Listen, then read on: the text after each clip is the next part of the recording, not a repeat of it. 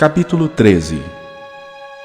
Havia na igreja de Antioquia profetas e mestres: Barnabé, Simeão, por sobrenome Níger, Lúcio de Cirene, Manaém, colasso de Herodes o tetrarca, e Saulo. E, servindo eles ao Senhor e jejuando, disse o Espírito Santo: Separai-me agora Barnabé e Saulo para a obra que os tenho chamado. Então, jejuando e orando, e impondo sobre eles as mãos, os despediram. Enviados, pois, pelo Espírito Santo, desceram a Seleucia e dali navegaram para Chipre. Chegados a Salamina, anunciavam a palavra de Deus nas sinagogas judaicas. Tinham também João como auxiliar. Havendo atravessado toda a ilha até Pafos, encontraram certo judeu, mágico, falso profeta, de nome Bar-Jesus, o qual estava com o procônsul Sérgio Paulo, que era homem inteligente. Este, tendo chamado Barnabé e Saulo, diligenciava para ouvir a palavra de Deus. Mas opunha-se-lhes Elimas, o mágico, porque assim se interpreta o seu nome, procurando afastar da fé o procônsul. Todavia Saulo, também chamado Paulo, cheio do Espírito Santo, fixando nele os olhos, disse: Ó filho do diabo, cheio de todo engano e de toda malícia, inimigo de toda justiça, não cessarás de perverter os retos caminhos do Senhor? Pois agora, eis aí está sobre ti a mão do Senhor, e ficarás cego, não vendo o sol por algum tempo. No mesmo instante, caiu sobre ele névoa e escuridade, e, andando à roda, procurava quem o guiasse pela mão. Então o procônsul, vendo o que sucedera, creu maravilhado com a doutrina do Senhor. E, navegando de Pafos, Paulo e seus companheiros dirigiram-se a Perge da Panfília. João, porém, apartando-se deles, voltou para Jerusalém. Mas eles, atravessando de Perge para Antioquia da Pisídia, indo num sábado à sinagoga, assentaram-se. Depois da leitura da lei e dos profetas, os chefes da sinagoga mandaram dizer-lhes: Irmãos, se tendes alguma palavra de exortação para o povo, dizei-a. Paulo, levantando-se e fazendo com a mão sinal de silêncio, disse: Varões israelitas, e vós outros que também temeis a Deus, ouvi. O Deus deste povo de Israel escolheu nossos pais e exaltou o povo durante sua peregrinação na terra do Egito, donde os tirou com braço poderoso. E suportou-lhes os maus costumes por cerca de 40 anos no deserto.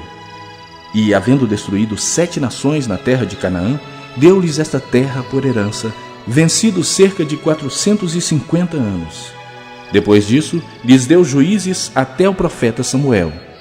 Então eles pediram um rei, e Deus lhes deparou Saul, filho de Quis, da tribo de Benjamim, e isto pelo espaço de 40 anos. E, tendo tirado a este, levantou-lhes o rei Davi, do qual também, dando testemunho, disse: Achei Davi, filho de Jessé, homem segundo o meu coração, que fará toda a minha vontade. Da descendência deste, conforme a promessa, trouxe Deus a Israel o Salvador, que é Jesus, havendo João primeiro pregado a todo o povo de Israel, antes da manifestação dele, batismo de arrependimento.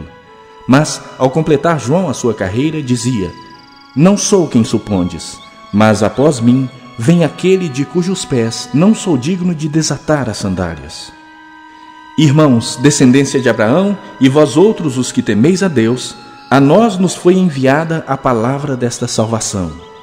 Pois os que habitavam em Jerusalém e as suas autoridades, não conhecendo Jesus, nem os ensinos dos profetas que se leem todos os sábados, quando o condenaram, cumpriram as profecias. E, embora não achassem nenhuma causa de morte, pediram a Pilatos que ele fosse morto. Depois de cumprirem tudo o que a respeito dele estava escrito, tirando-o do madeiro, puseram-no em um túmulo.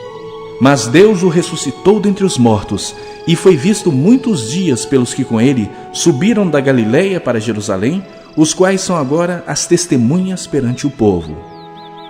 Nós vos anunciamos o evangelho da promessa feita a nossos pais. Como Deus a cumpriu plenamente a nós, seus filhos, ressuscitando a Jesus, como também está escrito no Salmo 2: Tu és meu filho, eu hoje te gerei. E que Deus o ressuscitou dentre os mortos, para que jamais voltasse à corrupção, desta maneira o disse: E cumprirei a vosso favor as santas e fiéis promessas feitas a Davi. Por isso também diz em outro salmo: não permitirás que o teu santo veja corrupção. Porque, na verdade, tendo Davi servido a sua própria geração, conforme o desígnio de Deus, adormeceu, foi para junto de seus pais e viu corrupção. Porém, aquele a quem Deus ressuscitou não viu corrupção.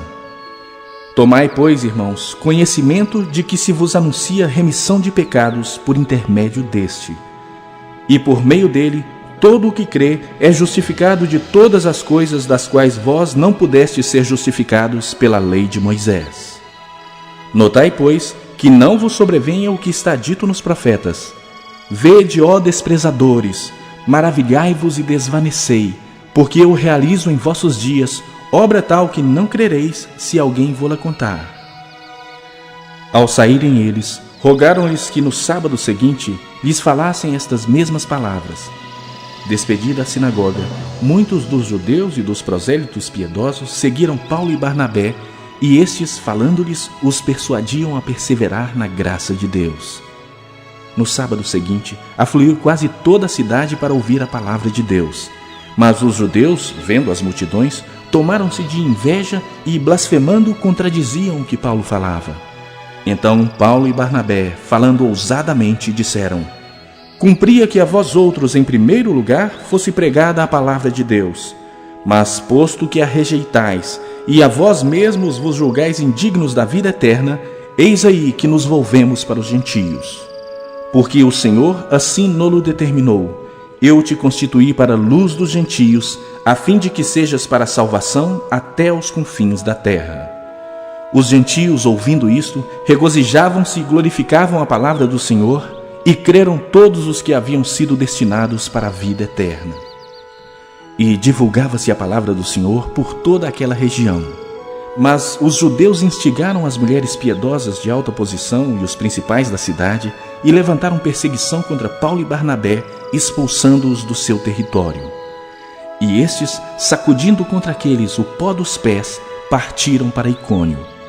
Os discípulos, porém, transbordavam de alegria e do Espírito Santo.